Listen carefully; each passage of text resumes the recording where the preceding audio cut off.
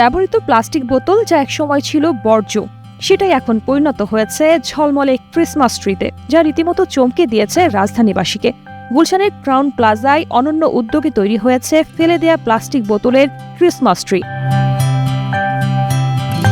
এই উদ্যোগের যাত্রা চলতি বছরের জুলাই।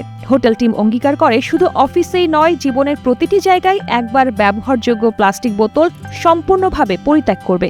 সেই প্রতিশ্রুতির বাস্তব রূপ ক্রিসমাস ট্রি। হোটেলের সিনিয়র লিডারশিপ টিম কয়েক মাস ধরে ব্যক্তিগতভাবে সংগ্রহ করেছে বোতলগুলো। তাদের অভিনব চিন্তা থেকেই তৈরি হয় ৩,৬৮৮টি বোতলের ক্রিসমাস ট্রি। আমরা এনভায়রনমেন্ট ফ্রেন্ডলি ভাবে ক্রিসমাস ট্রিটা বানিয়েছি।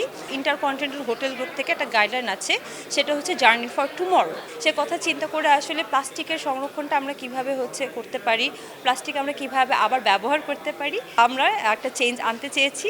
তো দেখা যাক, আই হোপ যাতে এটা আপনারা সবাই পছন্দ করবে এবং আশেপাশে মানুষও যে এটা থেকে অনুপ্রাণিত হবে।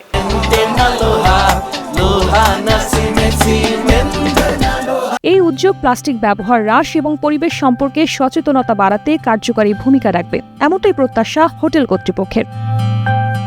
এটা আসলে মানুষকে একটু উদ্বুদ্ধ করা, যাতে করে মানুষ সিঙ্গেল ইউজ প্লাস্টিকগুলো একটু কম ব্যবহার করে তাদের রেগুলার লাইফস্টাইলে, নিয়মিত জীবনধারায়, যাতে করে যতটুকু কমানো সম্ভব হয়। আমরা ইতিমধ্যে আমাদের বিভিন্ন ইভেন্টগুলোতে আমরা কিন্তু আমাদের সিঙ্গেল ইউজ প্লাস্টিক বন্ধ করে দিয়েছি। আমরা ওখানে রিইউজেবল গ্লাস বোতল ব্যবহার করছি।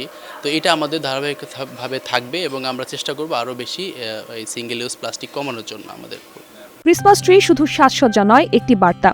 অতিথি ও কমিউনিটিকে নিজেদের পছন্দ নিয়ে নতুনভাবে ভাবতে অনুপ্রাণিত করাই এর মূল উদ্দেশ্য, এমনটাই জানালেন হোটেলের জেনারেল ম্যানেজার।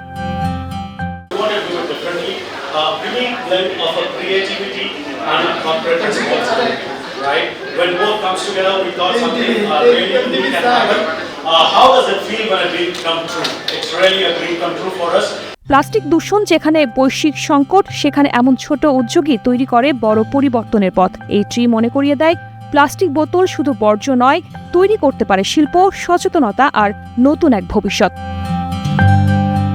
শালীন সুমি, কালের কণ্ঠ।